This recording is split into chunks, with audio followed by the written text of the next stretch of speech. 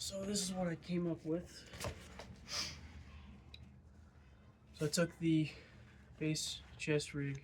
First thing I did after that initial video is I stitched a map pocket in the back. I didn't put any kind of closure method like Velcro or anything because I didn't want to unstitch any of these pouches. When it's up against you, it's closed. It's fine. Nothing's going to fall out of it. You're just putting flat document type stuff in there. It's not a big deal. Then I cut those grenade pockets off and I stitched them on the side of a 100-round saw pouch. So I'm gonna open it up. I just have a pen in there right now with some shock cord. Just tie your shit down. It was just on here. I had this thing full, but then I'm doing other stuff, so emptied it out. But basically, you have grenade pockets on the sides of each of these. So you can put a radio in one, you can put a magazine in one, you could, all kinds of stuff that you can do with that. But then I stitched that to the back of the rig, and I left the channel all the way through to the bottom so you could put a knife there. You can use an ulti clip.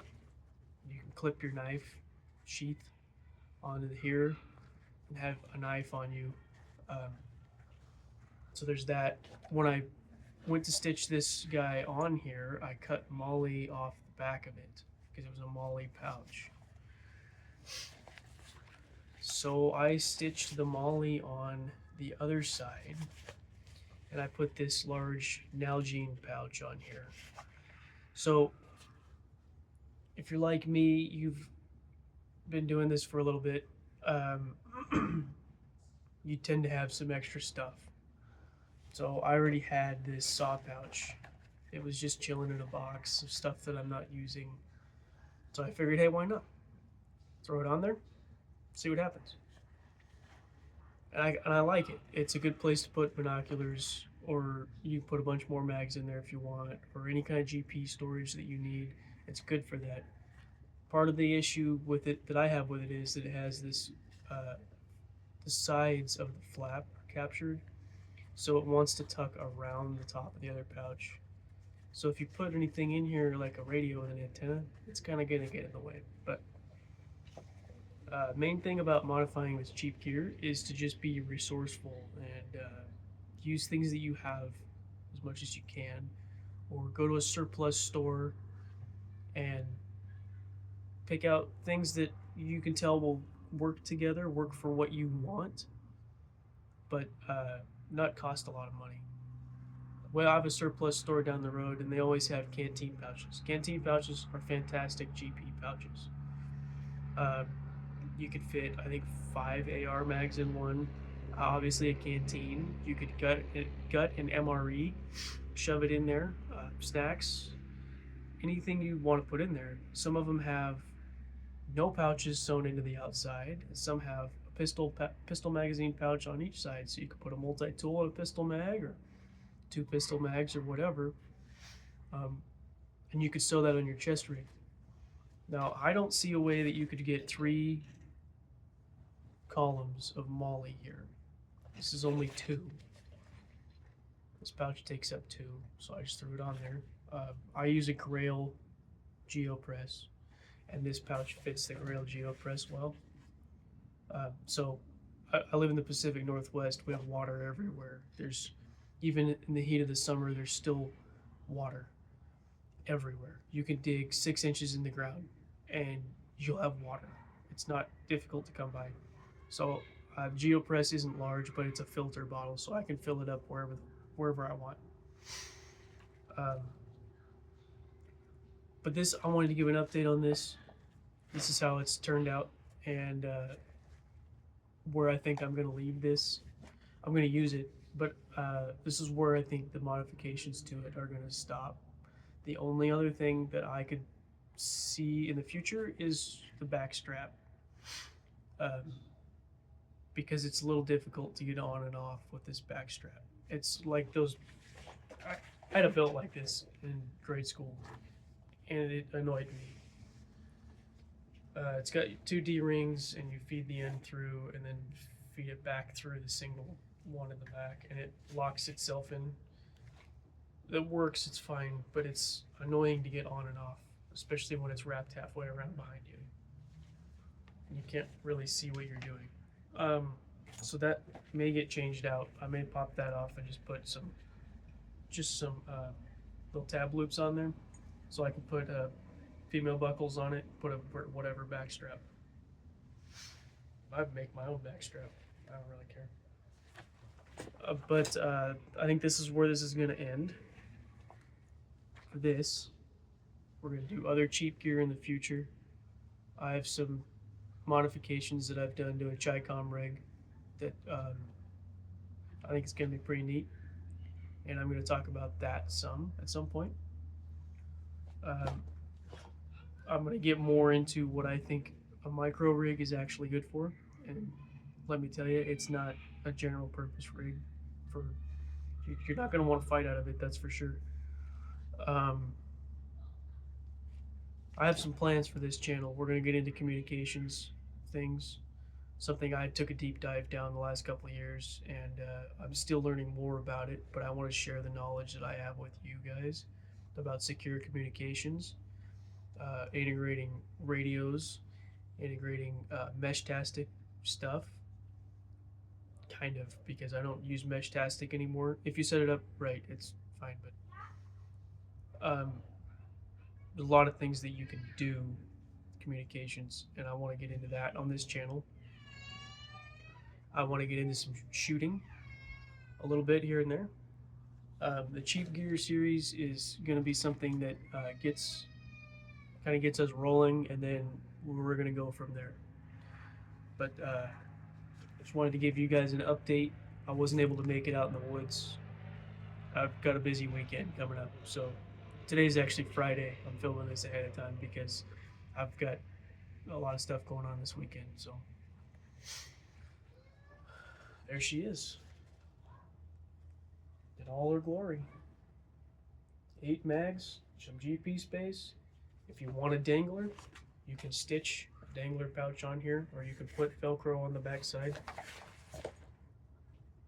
I could have put Velcro on this map pocket before I stitched it on here, and I could have a dangler. The possibilities are endless. You just have to use your imagination. You could buy cheap surplus gear.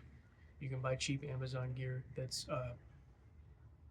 decent quality, but like not cheaply made, not cheap materials, not stitching that's going to fall apart, stuff like that. You can buy cheap as in doesn't have a lot of features. You can add those features to it for relatively cheap. I looked online. This chest rig is at like $60 now, which isn't super cheap. It was a lot cheaper when I first bought it.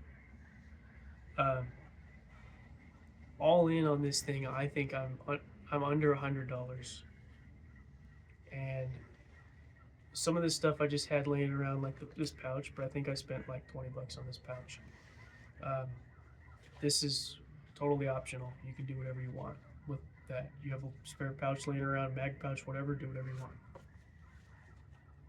I had some spare fabric laying around from a different project that I never got around to, and I cut some of that up and made the map pocket for this.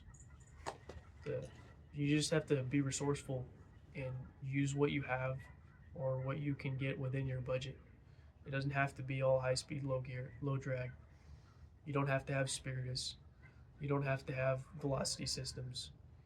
You don't need all that stuff to have a perfectly serviceable system.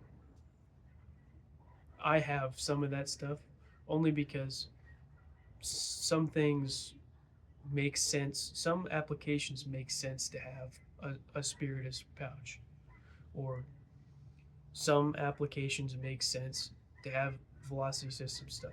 I have a Spiritus Mark V chest rig, micro rig. I don't use it as like a main fighting rig.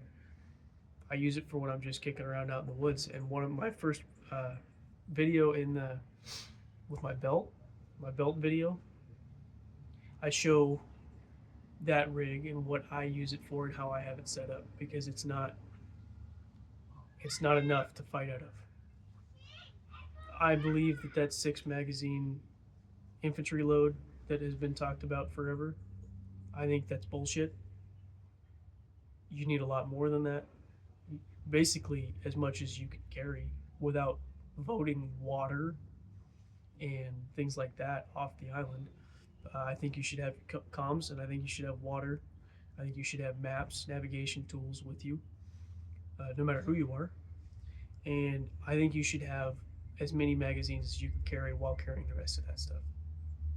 Uh, this will hold 8 with all that stuff. My belt rig will hold 10. Yeah, it'll hold 10 the way it's set up right now. Uh, 10 mags plus all my navigation stuff. I throw my maps in my pocket because I don't have a good way to carry maps on a belt. There's no long flat surface like this that's easily accessible. You can get your maps in and out of. I have water. I have snacks. I have tools, maintenance things for my rifle, grease, stuff like that. I think you should carry as much ammo as you can and limit the amount of extra crap that you're carrying. Micro rigs are not the way to go. My personal opinion. I have never been and never will be in the military or law enforcement, so I don't have any of that kind of experience. So I'm just the average Joe setting up a system for myself. And I think this would be a really good place to start for most people.